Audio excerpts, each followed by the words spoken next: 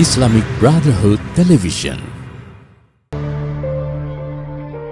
Sejak akhir 2022, muncul isu tentang nasab Saada Ba'alawi. Ada seorang berinisial IS, dia membuat satu tulisan yang dia klaim sebagai sebuah tesis. Dan di situ dia banyak bicara tentang nasab Saada Ba'alawi dari sisi sejarah terutama, yang kemudian dia mengambil kesimpulan yang bertolak belakang dengan yang dipercaya oleh masyarakat pada umumnya. Kemudian saya tertarik untuk mengkaji apa yang dia tulis. Tentu banyak saya muat di kanal pribadi saya. Dalam 2 tahun ini banyak fakta yang sudah terkumpul. Dan apabila kita tengok ke belakang, akan banyak sekali hal-hal yang mengejutkan yang akan kita lihat. Apa itu? Mari kita saksikan bersama.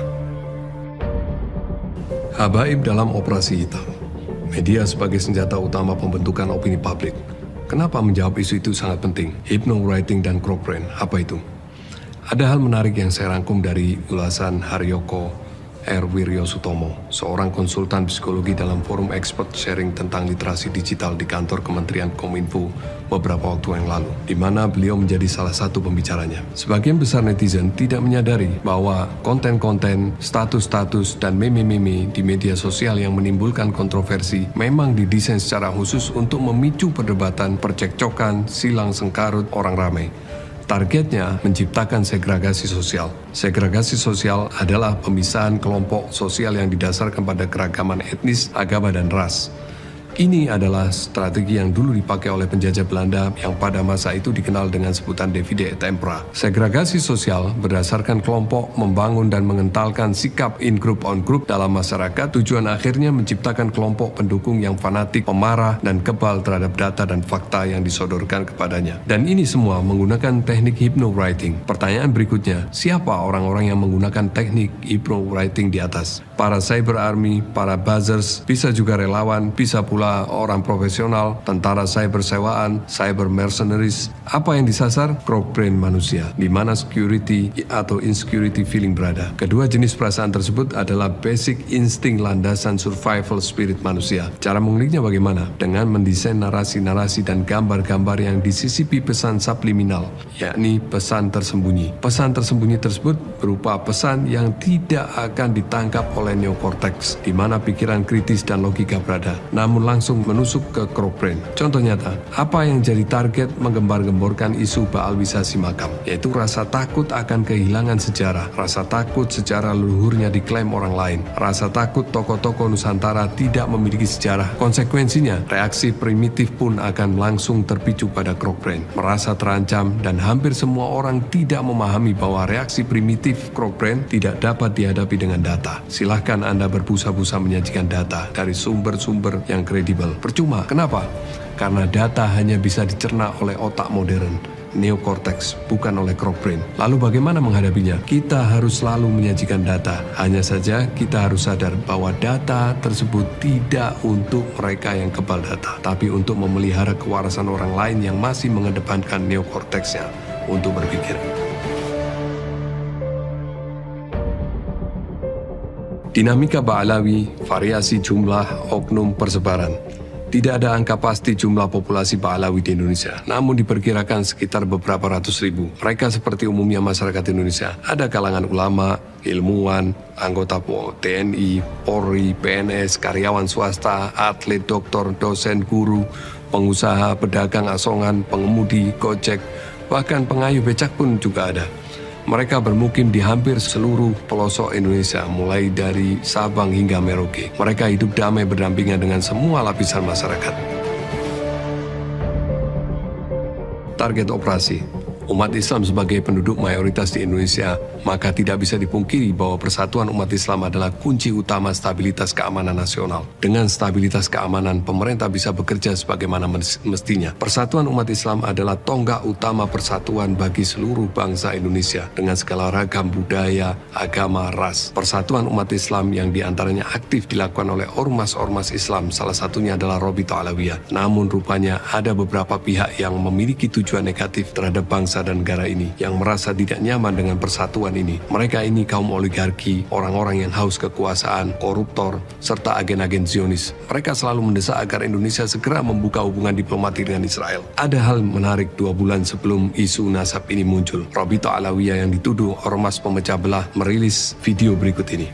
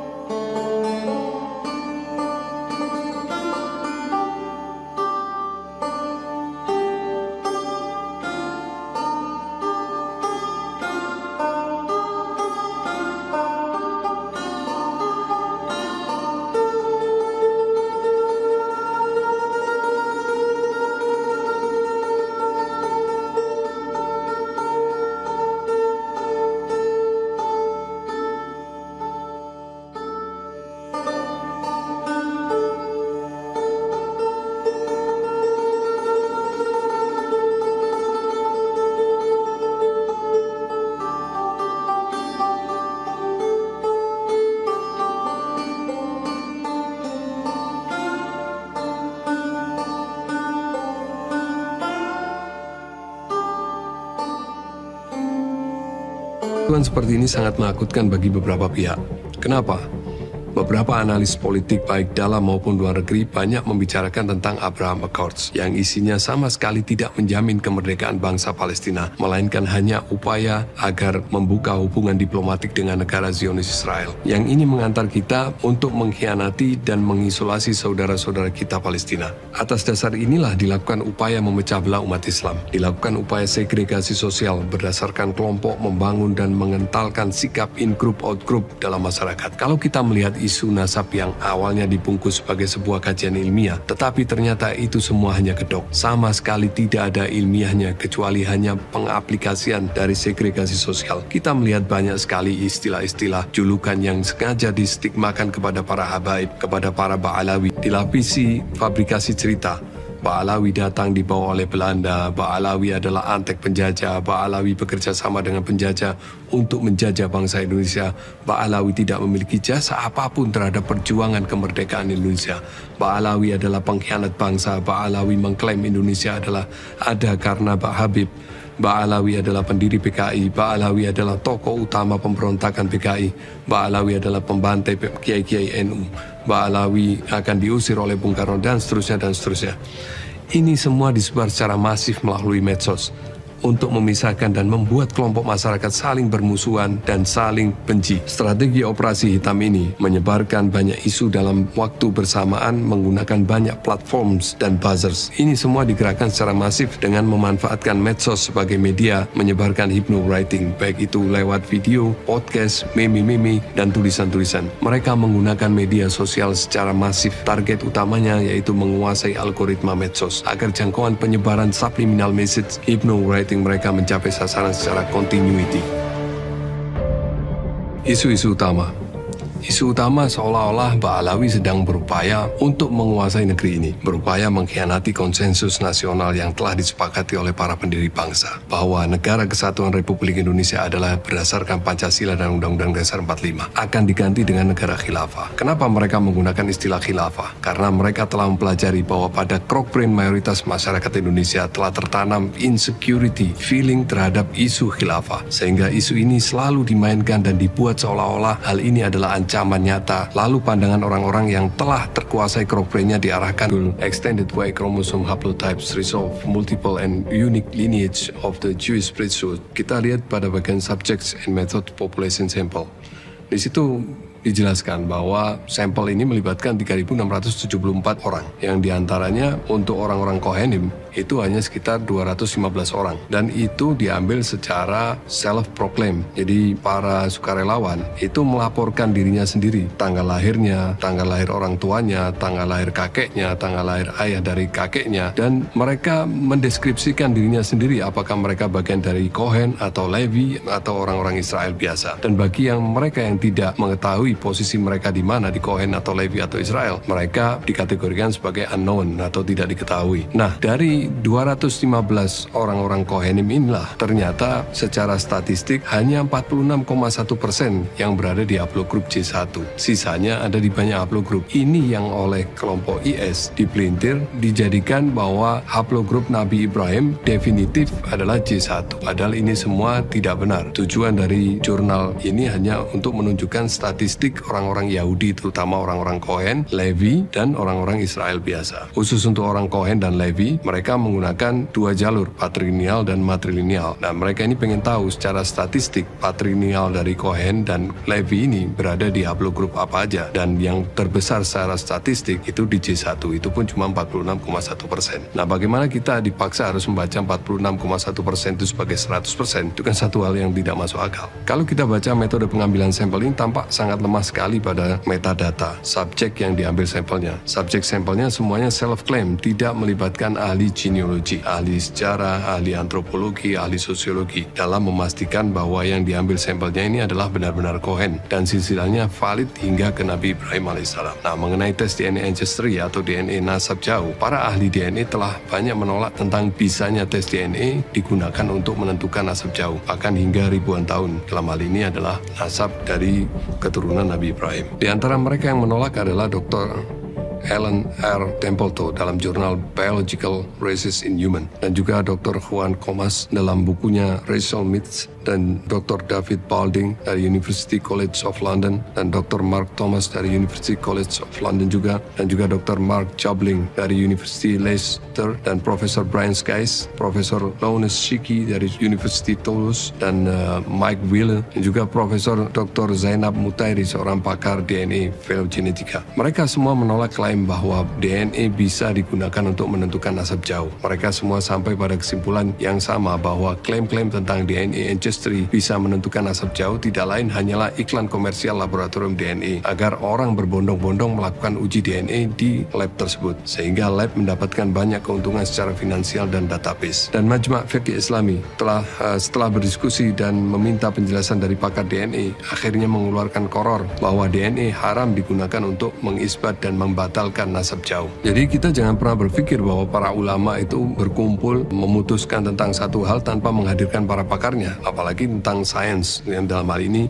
tentang DNA. Jadi para ulama ini berkumpul dan meminta pendapat para pakar DNA, baru kemudian mereka mendapatkan kesimpulan ini sebenarnya seperti apa, dan dari situ ditinjau secara fikih dan akhirnya bisa diputuskan tentang hukum hal ini, apakah ini dibolehkan atau dilarang. Sekarang coba kita bayangkan betapa bahayanya apabila DNA ancestry ini diterapkan untuk menentukan nasab silsilah dari dzurriyyah Rasulullah SAW. Apalagi ini hanya berkaitan dengan mitos. Misalnya nih, coba kita lihat. Dari banyak sekali syahada yang juga tidak berada di haplogrup J1. Di antaranya Al-Idrisi Maroko, Tunisia, Aljazair, Libya, mereka rata-rata di haplogrup E. Dan ini juga sama dengan nasab dari Sayyid Alawi bin Abbas Al-Maliki. Kalau menggunakan teori DNA, maka otomatis nasab beliau juga akan dibatalkan juga. Juga nasab dari Sada Al-Jailani, mereka ada di haplogrup J2.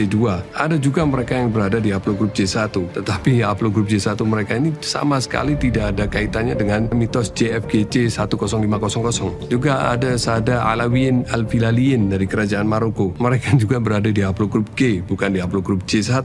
Ada juga Sada Al-Bayat Al-Musawi dari Irak, mereka rata-rata di haplogrup G. Juga Sada Al-Musasyain, mereka rata-rata berada di haplogrup G. Juga Sada Al-Qazwini, mereka berada di haplogrup G. Asyiraziyin, mereka juga berada di haplogrup G. Dan Bani Syaibah, Bani Syaibah ini adalah Bani yang oleh Rasulullah atas perintah Allah diserai amanat untuk memegang kunci Ka'bah. Mereka ternyata berada di haplogrup R. Dan juga Sada Al bin Ali Bani Sulaim Adnani, mereka berada di haplogrup G. Padahal katanya haplogrup Adnani itu harusnya J1, tapi mereka berada di haplogrup G. Juga Bani Anazah dari Bani Tamim juga berada di haplogrup G. Bani Tamim termasuk dari Bani Adnani.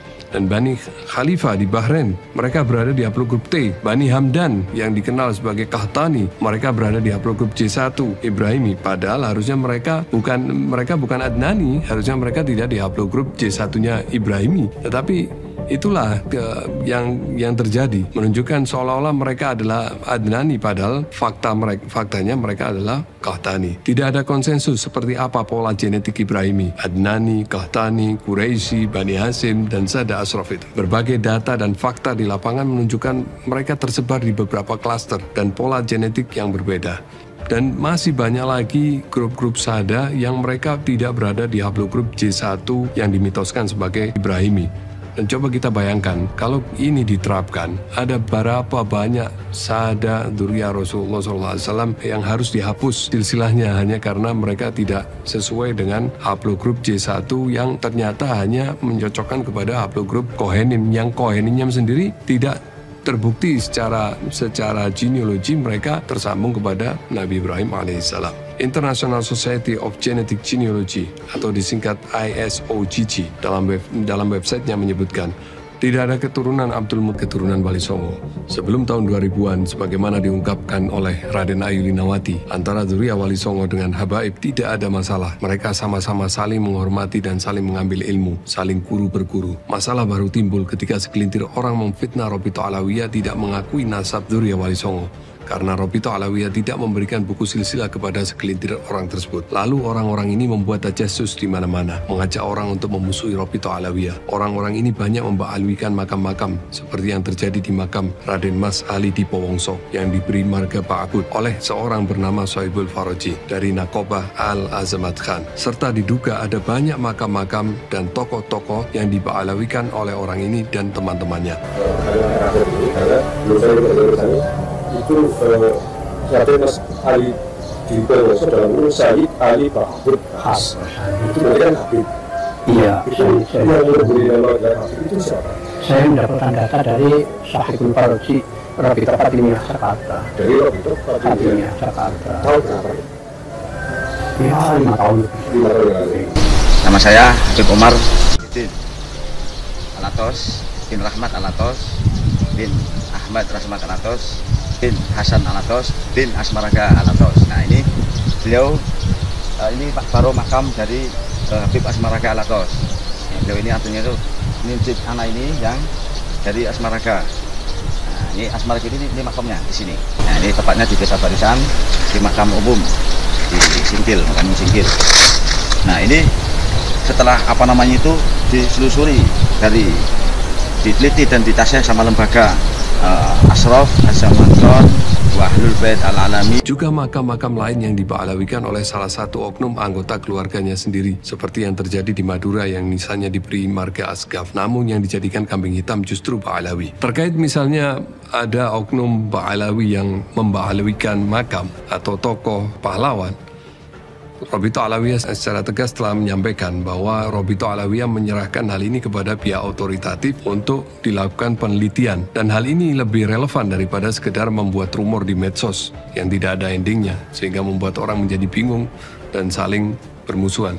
Dan menurut Raden Ayu Linawati yang seorang sejarawan dan ahli nasab Kesultanan Cirebon, bahwa Nakobah Al-Azmat Khan ini tidak hanya memberikan isbat nasab kepada keluarga Azmat Khan saja, tetapi memberikan isbat nasab kepada keluarga-keluarga yang lain seperti Al-Idrus, Al-Kaf, Asgaf, dan lain-lain. Sehingga otomatis orang yang diberikan isbat nasab sebagai Al-Idrus, Asgaf, mereka akan memberikan kakek moyangnya dengan marga leluhur, dengan marga Al-Idrus, Asgaf di batu nisannya dan lain-lain. Nah, ketika masalah ini mulai rame, yang dijadikan kambing hitam lagi-lagi adalah Robito Alawiyah. Seolah-olah Robito Alawiyah sedang berupaya untuk mengokupasi Indonesia dengan memba'alawikan makam-makam dan tokoh-tokoh sejarah. Padahal sebetulnya logikanya mudah sekali.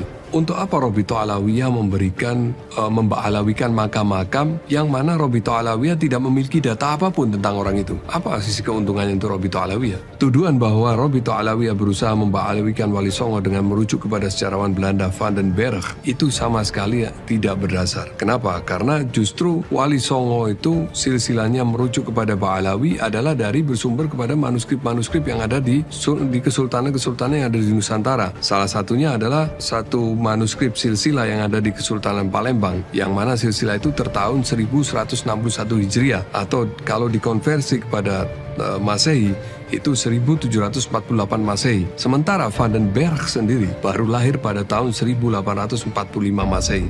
Bagaimana mungkin silsilah yang lebih dulu ada daripada Van den Berg, lalu kita mengatakan bahwa Van den Berg lah sebagai rujukan kita, padahal silsilah itu ada hampir 1 abad sebelum Van den Berg lahir. Dan Wali Songo sebagai keturunan Ba'alawi justru didapat dari bukti manuskrip yang ada di Nusantara itu sendiri. Dan itu bukan bikinan Ba'alawi. Di antaranya seperti yang saya sebutkan tadi, silsilah nasab Kesultanan Palembang, yang di sana ada nasab Tuan Fakih Jalaluddin. Ini adalah manuskrip tahun 1161 Hijriah. Kemudian apa yang ada yang ditulis oleh Abu Fatoni Muhammad Irfan dalam bukunya yang berjudul Sunan Giri, serta bukunya yang lain yang berjudul Maulana Malik Ibrahim. Dan juga Ba'alawi bukan buatan dari Robito Alawiyah. Jadi jelas bahwa yang menyatakan Wali Songo keturunan Ba'alawi Azmat Khan adalah manuskrip-manuskrip yang dimiliki oleh para kesultanan itu sendiri. Juga seperti informasi yang disampaikan oleh Kang Farihin, yaitu seorang pustakawan dari Keraton Kanoman. Dan juga apa yang disampaikan oleh Kiai Haji Said Agil Siraj ketika hal Wali Songo di Istiqlal. Seperti berikut ini. Arya Wangsakara yang barusan dikukuhkan oleh putranya Prabu Siliwangi adalah perempuan namanya Siapa namanya? Rara Santang atau Syarifah Mudaim. Siapa namanya?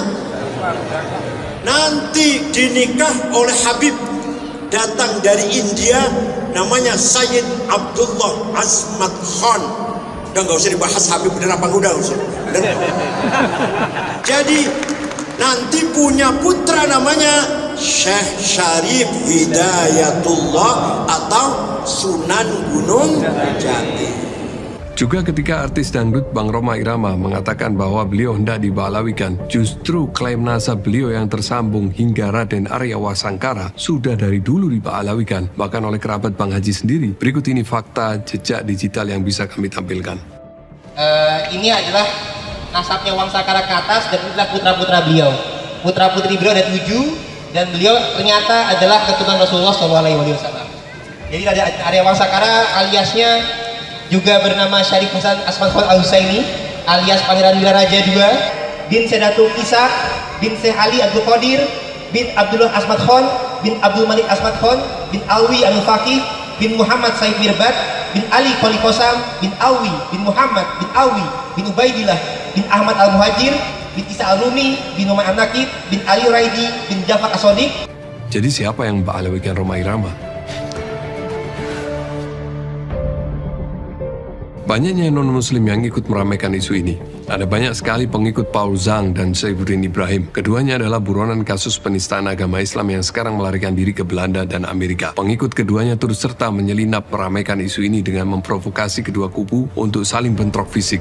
Nah, kita bisa menilai bagaimana mereka-mereka ini turut serta dalam isu ini. Apa sebetulnya kepentingan mereka? Apakah mereka tidak melihat celah untuk mengadu domba umat Islam di sini? Dan apakah mereka-mereka yang mendukung si IS ini tidak menyadari bahwa mereka ada dalam satu kubu dengan mereka-mereka ini seperti Paul Zhang, Saifuddin Ibrahim yang sudah diketahui oleh umum dan beritanya juga bisa diakses dengan mudah bagaimana kebencian mereka terhadap Islam? Apakah pengikut IS ini tidak menyadari bahwa mereka ada di jalan yang salah? Pengakuan nasab oleh buzzer-buzzer secara brutal dan marganya berubah-ubah. Yang mengherankan bagi mereka, marga itu seperti sementara saja. Beberapa kali mereka berubah-ubah. Dari mereka mengaku Azmat Khan, kemudian berubah menjadi Al-Kazimi, kemudian berubah lagi menjadi Al-Jailani. Ada juga yang dulunya Basaiban, kemudian menjadi Basaiban Al-Idrisi, kemudian berubah menjadi lagi As-Saibani. Ada juga yang awalnya ngaku Al-Fasi, kemudian menjadi Al-Kusasi. Dan itu bagi mereka satu hal yang normal, seperti biasa aja gitu. Padahal itu berimplikasi mengaku kepada yang bukan leluhurnya. Lucunya, pemahaman tes DNA jarak jauh para pengadu domba. Coba perhatikan bagaimana di antara gerombolan mereka sendiri tidak paham betul apa yang mereka bicarakan. Yang penting masyarakat percaya, itu tujuannya. Makanya dari sini kita bisa menggunakan hukum fikih produksi NU tahun 2004 ya kalau nggak salah. Bahwa tes DNA itu tidak bisa dipakai menetapkan nasab, tapi bisa dipakai menolak nasab. Membatalkan nasab. Namun Kiai Fakhrul Razi yang menjadi saksi muktamar tersebut menjelaskan bahwa yang dimaksud adalah dengan orang tua langsung, bukan nenek moyang. Assalamualaikum, saya ingin beri satu informasi. Kebetulan saya hadir di Muktamar Solo, bukan dengan nenek moyang, ya. Jangan salah paham. Keputusan Muktamar Solo 2004 itu nggak ada hubungan dengan nasab Habib-Habib saat ini ya. Jangan digoreng, itu Anda salah paham ya. Lalu faktanya ahli DNA mereka yang lainnya terang-terangan mengisbat menggunakan tes DNA, bahkan berbohong tentang hasil tes DNA. Hasil tes keluarga DNA Wali Songo.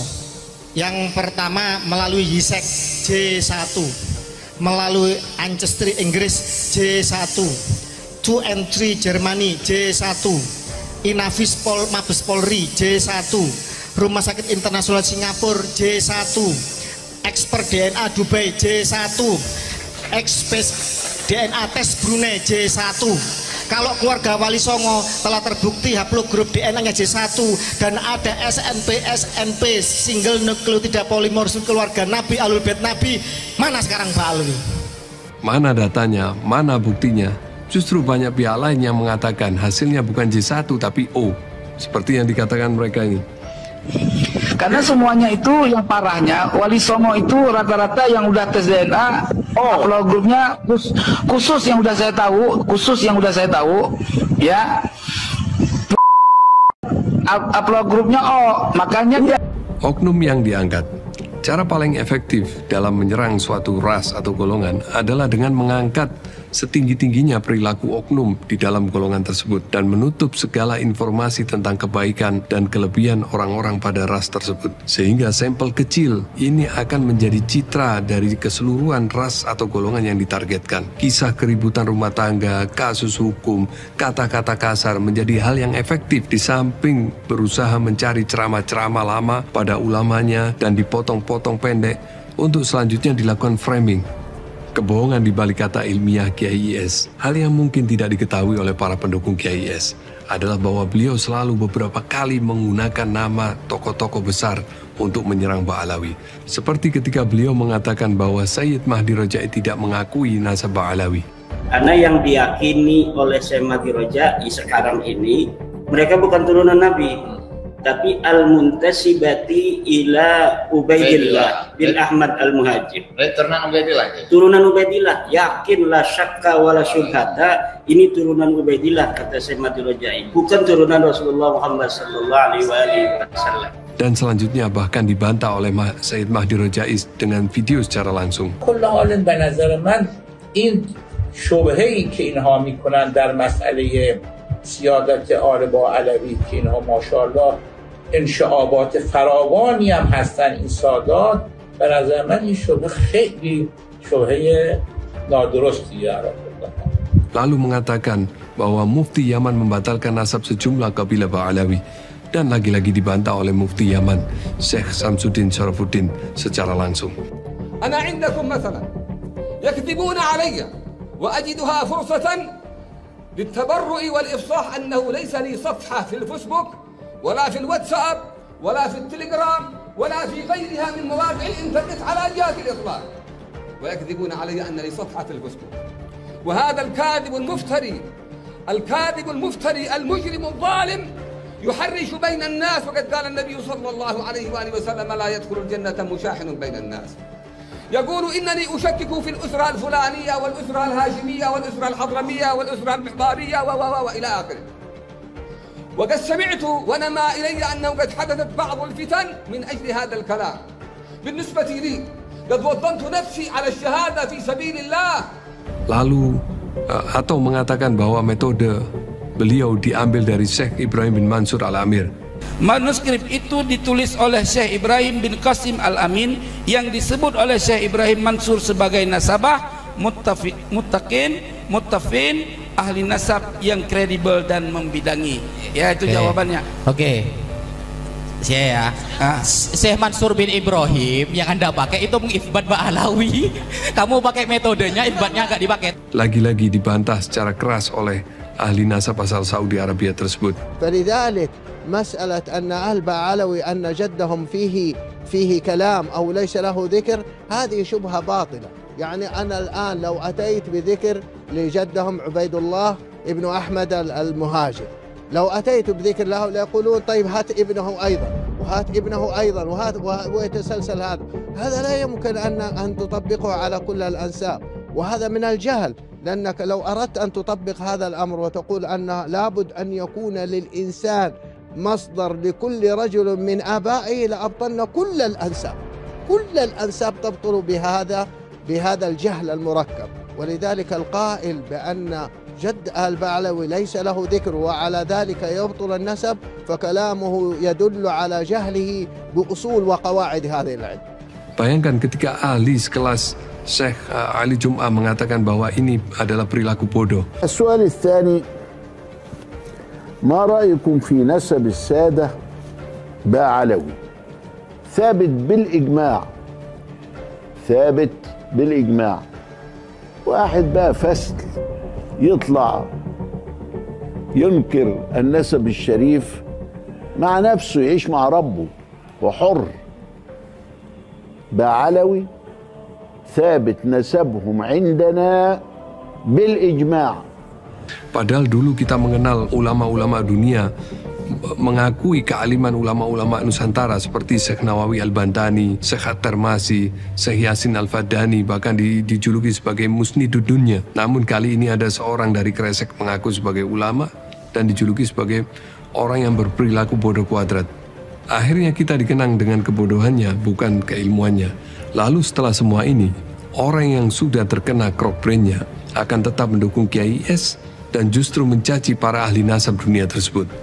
Ada video yang diframing sebagai ahli nasab Saudi, membatalkan nasab Ba'alawi karena DNA bukan berhaplogrup J1. Orang di video ini namanya Umar Zaid, bukan nakib, bukan ahli nasab, bukan ahli DNA. Dan itu di podcast pribadinya. Dia adalah seorang wahab. Ada dua problem padanya, dan itu diadopsi oleh Kiai IS. Yang pertama adalah DNA untuk isbat nasab jauh. Telah jelas, Majma' Fikih Islami atau Forum Ulama Fikih Dunia mengharamkan hal ini. Kemudian haplogrup J1 hanya mitos yang bersumber dari sampel Yahudi Cohen yang lemah secara metadata. Yang kedua, Nabi Ismail adalah Arab Musta'ribah, yaitu non-Arab yang berasimilasi dengan masyarakat Arab. Nabi Ismail sendiri adalah imigran yang akhirnya menetap di Mekah. Dan Nabi Ibrahim alaihissalam berasal dari Babilonia, wilayah geografis haplogrup G. Dan dia mengikuti pendapat Murad Syukri dan tidak hanya membatalkan nasab Ba'alawi, tapi nasab banyak keturunan Rasulullah lainnya, seperti Al-Ahdal dan Al-Jailani. Perilaku tidak wajar pembatal nasab Ba'alawi sangat umum di kalangan ahlu sunnah, membacakan kisah orang-orang soleh terdahulu yang diceritakan biografinya, keilmuannya, ibadahnya, lalu terakhir adalah karomahnya. Banyak orang yang langsung memotong kisah karomah tanpa mempelajari biografi, sejarah, keilmuan, dan ibadah orang yang diceritakan. Di samping ini menjadi teguran bagi para habaib untuk tidak bercerita karomah-karomah seperti ini apalagi di hadapan orang-orang awam. Hal ini rentan menjadikan masyarakat menafikan adanya karomah para orang-orang soleh. Namun jika menceritakan karomah para wali terdahulu dianggap sebagai khurafat, tunggu sampai Anda melihat khurafat-khurafat para pembatal nasab Ba'alawi ini. Putra-putri dari Mbah Dalwartono masih hidup, yang sejak bayi itu diasuh oleh Mbah Nabi Khidir dan terkonfirmasi secara akademis, secara intelektual, itu bilang, Kiai Fuad kudu ngundang Mas Ganjar. Nek ora iki aku khawatir kalah. Loh kok gitu bunyi? Iki sing dawuh Mbah Nabi Khidir. Sinten sing? Bu Nyai Nur Watu Congo. Oh. Jadi itu sufi enggak bisa dijangkau lah itu. Karena jadi nanti beliau nanti Pak Ganjar bisa akan iki dawuh Mbah Nabi Khidir, posisi Pak Ganjar iki kudu ditulung. Masuk di tahun 2022 di malam Jumat bulan Ramadan itu saya mimpi di suatu setting Jawa zaman kuno. Waktu itu saya tanya ke orang-orang ada apa gitu, mengadili nabi palsu. Nah, terus kemudian saya lihat memang ada orang yang memang diadili dan kemiskinan gitu loh, malu, dia tidak pakai baju atas, telanjang dada gitu, sedang diadili. Terus saya berjalan memutar rumah joglo besar itu tua, ya kan. Dan kemudian Rasulullah itu memakai ageman Nusantara, sarung, kopiah hitam, dan baju bukan safari, baju kayak Gus Bahak itu loh, putih, ya. Itu keluar dari balik hutan, terus datang, terus saya salaman. Orang pertama yang saya salaman, saya cium tangan kanannya, sementara tangan kiri saya itu memeluk pinggang beliau, terus mengiringi masuk ke kalangan itu. Saya tidak berani mengangkat muka saya berhadapan dengan manusia agung tersebut, tapi saya sempat melihat wajahnya dan sekilas saya melihat bahwa wajah beliau itu tegang, artinya seperti orang menahan marah, ya kan. Di beberapa mimpi sebelumnya tidak seperti itu, nah, kalau bisa ditafsiri itu wajar, karena apa, dzurriyyah yang asli di Nusantara itu mau dihinakan, dipalsukan, dibelokkan oleh orang-orang yang mengaku cucunya tapi ternyata palsu. Demikian. Dan sejak saat itu saya tidak punya rasa keraguan dan gentar untuk meluruskan hal ini.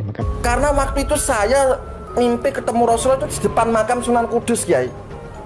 Jarak 1 meter saya sama Rasulullah.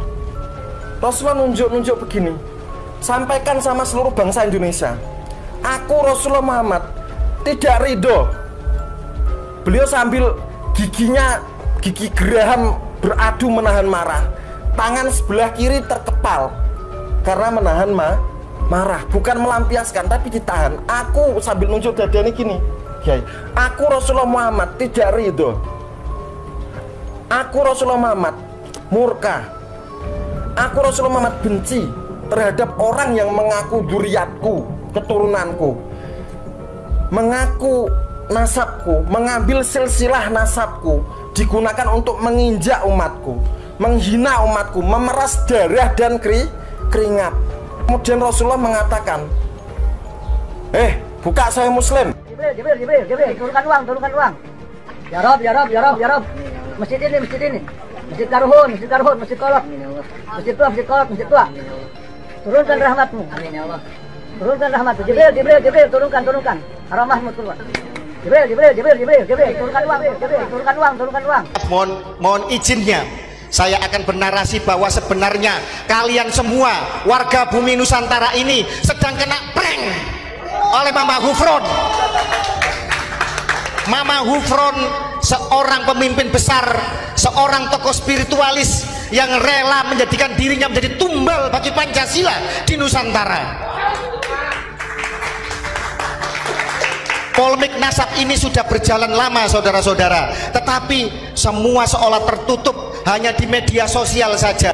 Hal seperti ini perlu diangkat karena di kemudian hari mereka bisa saja kembali menggunakan nama Rasulullah SAW atau Nabi Khidir untuk berargumen dan melancarkan operasi ini. Filologi dalam ilmu nasab. Filologi secara luas adalah ilmu yang mempelajari perkembangan kebudayaan suatu bangsa yang meliputi bahasa, sastra, seni, dan lain-lain. Perkembangan tersebut dipelajari melalui hasil budaya manusia pada masa lampau, berupa manuskrip-manuskrip kuno yang kemudian diteliti, ditelaah, dipahami, dan ditafsirkan. Nah, memang di barisan Kiai IS ini orangnya memang aneh-aneh. Pertama, yang digadang-gadang sebagai pakar nasab, yaitu Kiai IS sendiri. Orang ini tidak punya kredensi apa-apa tentang ilmu nasab, tentang ilmu sejarah, tapi kemudian mengklaim telah melakukan penelitian ilmiah tentang nasab Sada Ba'alawi, padahal dia tidak pernah melakukan penelitian apa-apa. Kemudian yang kedua ada Dr. S yang diklaim sebagai pakar DNA. Dia pun bukan pakar DNA manusia.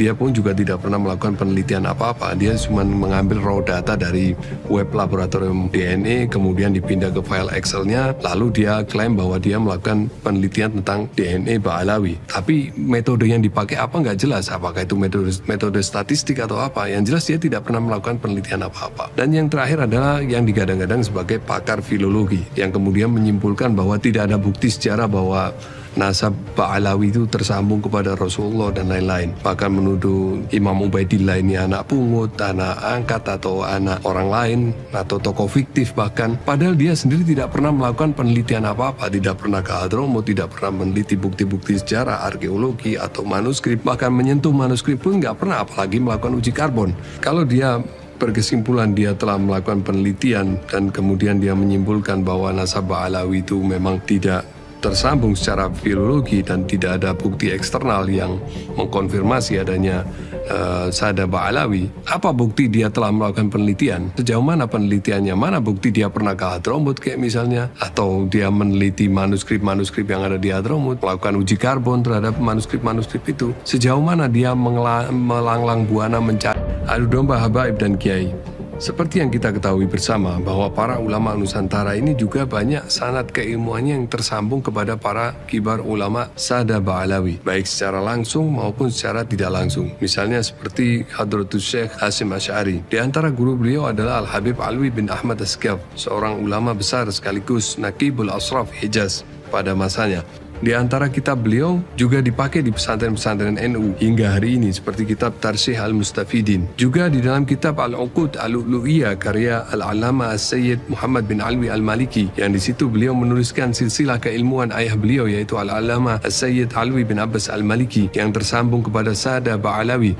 Juga Syekh Yasin Al-Fadani dalam kitab beliau yang menuliskan silsilah keilmuan beliau yang tersambung kepada para Sada Ba'alawi, di antaranya Habib Abu Bakar bin Muhammad Asqaf Gresik, ada Habib Hamid bin Muhammad bin Salim Asri Malang.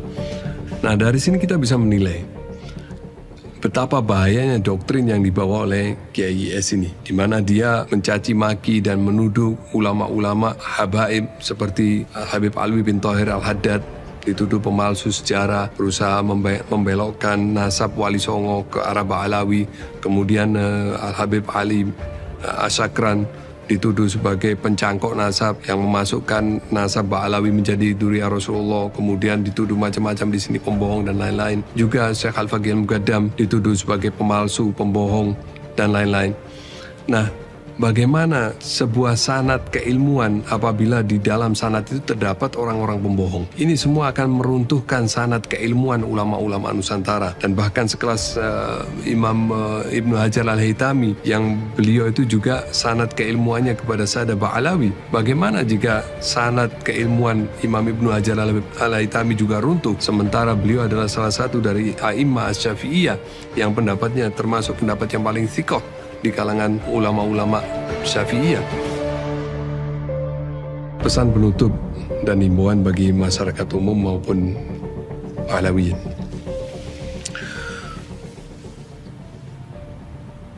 Saya ingin bercerita sedikit tentang sejarah gelar Habib.